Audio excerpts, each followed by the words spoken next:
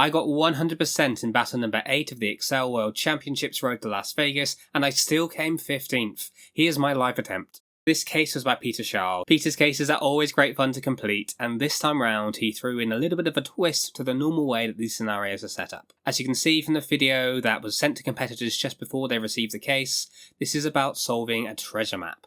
Your great-great-great-grandparents have left a treasure map and you have to find where the treasure is by solving the questions and following the clues. For this case, you had to have completely corrected levels 3 through 7 in order to have the correct answers needed to follow the clues for the treasure map. Let's pass back to Pass Elliott and see what his live reaction was to watching the introduction video before opening the case. This looks like an interesting one. This case is Treasure Hunt by Peter Scharl. It looks like it's map-based, but it doesn't look horrendously map-based. It sounds like there's no going outside the bounds, everything should be nice and contained. There's only numbers, there's not weird symbols, so let's jump in and have a look at how we do. They also said in the video that the bonus questions are going to be worth more for this one and that the main questions are worth less.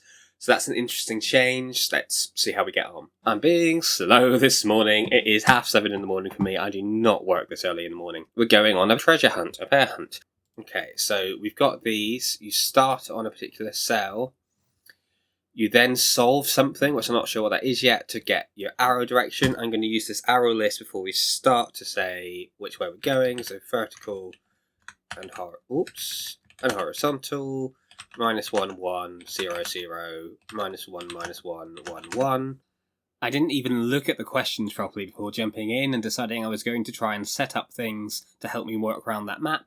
At the time, I thought it would be more based on going around the map than it actually was for the majority of the case, but these did come in helpful later on. What I'm doing here is using the complex formula, which is a tip I picked up from Harry Gross. This allows you to use the vertical and horizontal movements just in one single thing, which you can look up later. You can also add things together using the ImSum, the imaginary sum function, and get the real and imaginary parts out. You don't actually need to know how complex numbers work to see what I'm doing here. Just know if there's a number without an eye on it, that is a vertical movement, and if it does have an eye on it, there's a horizontal movement. I know that is rotated 90 degrees through how complex numbers normally work, but let's just go with it. I use an ampersand to concatenate the cell letters with the row numbers to create a grid that matched the grid that I was working from for the treasure map, and then used a column on that list as well as the table itself to get the cell names and the game numbers from the table as needed. I then used indirect to work out which row and column they were on. This isn't necessarily the best way of doing it. I would not use indirect in an actual work environment, but for this one-off it worked. There are better ways of doing this. I was just not in the right frame of mood that morning. Finally, I used complex to combine those two, just like I had with the arrows, so that later on I would be able to add arrow directions to a cell's position, and then look up that new position in the table. Complex is not the only way to go about doing this. You could of course concatenate the row and the column with a delimiter, such as a slash or a dash, but that doesn't allow you to then add them later on. What the complex is doing is letting us add those arrows to those positions without having to split them out in between. This made level 1 really easy. All I had to do was look up the cell within the map table and return the game number from it. Likewise for level 2, all I had to do was look up the complex representation of the cell and of the arrow, use imaginary sum to add them together, and then look the resulting complex number up back in that map table to return the corresponding game number. For levels 3 through 7, you were given a list of 30 arrows and asked various questions about them. For level 3, you were simply asked which arrow was at the given position. For this, I simply used the mid function with the given number as the starting index and the length of 1 to get the arrow we needed. I did do a quick manual check on level 41 because there is a small 1 in 8 chance that I got lucky with the example and got the same answer, but it matched, so I quickly moved on. For level 4, we needed to know the most frequent direction in the list. To do this, I first split it out into each of the arrows, using the mid function combined with the sequence function, throwing in the let function just to make it easier for me to deal with. I then listed out each of the arrows along the top, and used countif to find how many times each was listed within the list. All that was left to do was use XLOOKUP with a larger value than I could possibly get, to look up that value within the frequencies, and return from the list, making sure match mode was set to -1. Of course, I could have just sorted these and taken the first result, but as always, if I can use XLOOKUP, I always will. Level 5 was a bit more complicated, and Pass Elliott really did get stuck trying to read those words.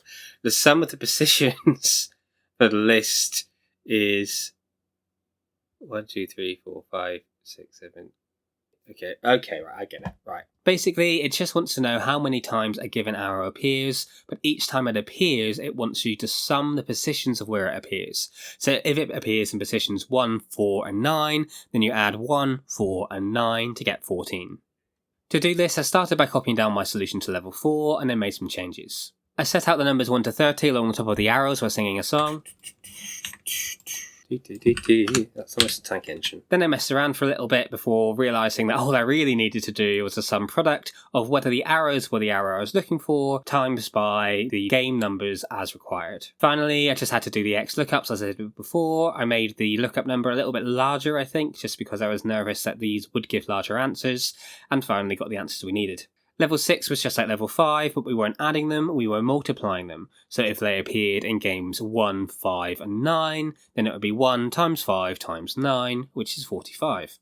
Initially I was like, oh, this is easy, we can just make it say product. But of course, if it says product, then we're going to be multiplying by 0 an awful lot. This took me way longer than it should have done. Essentially, all I did was turn the arrows into 1s or 0s based on if they matched what we were looking for, then multiplied that by their positions, and finally filtered those based on where they weren't 0 and took the product.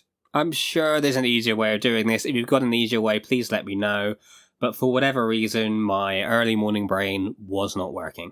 And I know, before anyone jumps in, that anyone taking place in the States would have been even earlier, but honestly, I think I would have done better if I'd been really early rather than just my normal start to the day early. I was still waiting for that coffee to kick in.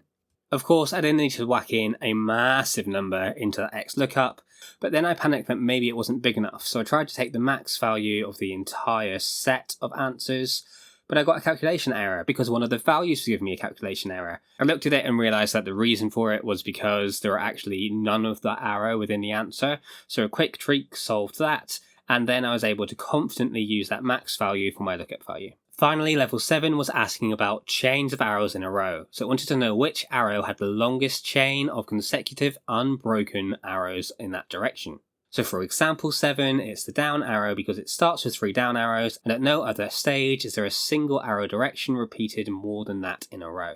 On reflection, I can think of some really cool ways of doing this in row as I did on the other levels, but speed was of the essence, and so I went for a data table solution. I built out a solution using offset to allow me to choose the game that I needed, listed out the arrows, and set a second column to be true if it matched the previous arrow and false otherwise. Then all I needed to do was say that if the value was true, then we added 1 to the previous answer, otherwise we reset the answer to 1, and then I could look up a very big number in that list to return the arrow we needed. Finally, I had to set this up to a data table so I could get all the answers as needed without having to rerun the model manually for each one. Data tables are a very powerful what-if analysis tool, but particularly in a competitive setting, it can be a bit of a risk. It might be that what you have decided to set up as a data table, you then need to build on later in a different level, and so it is a lot easier if you've got that logic set out in a replicable way, so you can do it over and over and just drag and drop as needed. However, it was the last level, so I wasn't worried, particularly as I had already seen that the bonuses needed the answers to the levels rather than doing additional calculations, which they sometimes do instead. I quickly popped the answers onto the answers form online, and then had a look at the bonuses. The first bonus and the second bonus want you to know the 10th and 25th spot respectively. So I went back to my table and started getting to work. The first thing to do was to look up the game number for every position on the map and find the corresponding answer from that game number in the main case.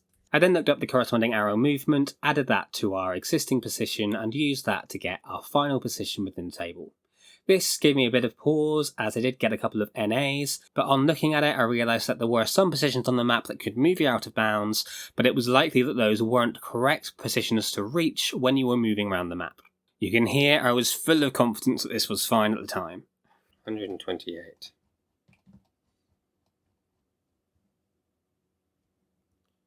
Says to go up. Maybe I've done this wrong. Which direction is the longest consecutive list? 1, 2, 3, 4. Well, that is up. 128 should be at G3. G3 is there, and it tells you to go up. It sounds like there's no going outside the bounds. Okay, so there's a couple that seem to put you to places you can't go. Hopefully that's not a problem. The next thing to do was to build out moving around the treasure map. So anyway, I started in E5, and from here it was as simple as looking up that cell within our table and then returning the resulting cell from the movement. I dragged this down hoping it was far enough that I would start repeating cells, and it was. And then I created the steps as needed and a lookup for the corresponding game number so that we could nice and easily get bonus 1 and bonus 2 by looking up the 10th and 25th spots respectively. Peter was very clear in these bonuses that game 41 was the first spot, but it still took me a couple of times of reading it to be confident that I was right. Bonus 3 was which game number is the treasure found. I knew the treasure was found when you started repeating cells, and it had said by watching the video that if you were on one cell, move to the next cell, and then move back to the previous cell, then it was on the second of those, not the one that you'd gone back to. So looking at the list, I was reasonably confident that it was K5, not J5. I did create a quick little true-false just to be sure. I wasn't confident in this, as you'll hear. It's 46.